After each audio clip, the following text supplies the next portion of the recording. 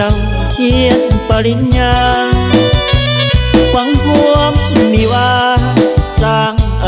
นาคตสดใสค่าเทอมผู้แบงเก็บค่าแห้งมาผ่อนคิกไอห้องเศร้าอดออมยอมใจให้ฝนซื้อให้ได้เงินใส่หวย4 ปีถึงวันนี้น้องเป็นบัณฑิตได้งานดีสมตั้งใจคิด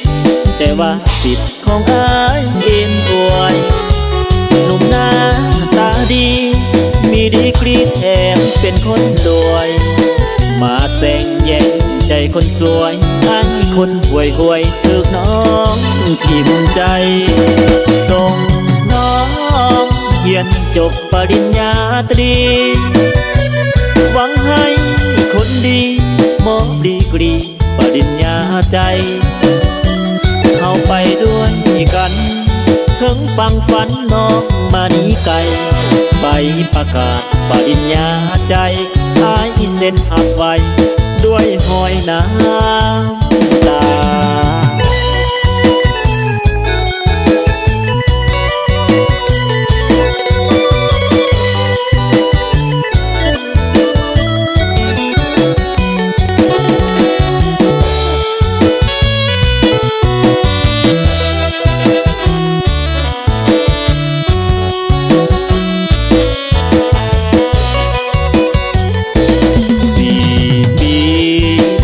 วันนี้น้องเป็นบัณฑิต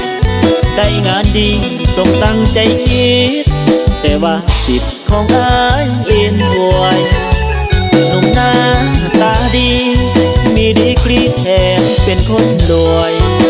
มาแซงแย่งใจคนสวยอันคนห่วยห่วยถึกน้องทิ่มใจส่งน้องเรียนจบปริญญาตรีหวังให้คนดีมอบดีกรีปริญญาใจเข้าไปด้วยกัน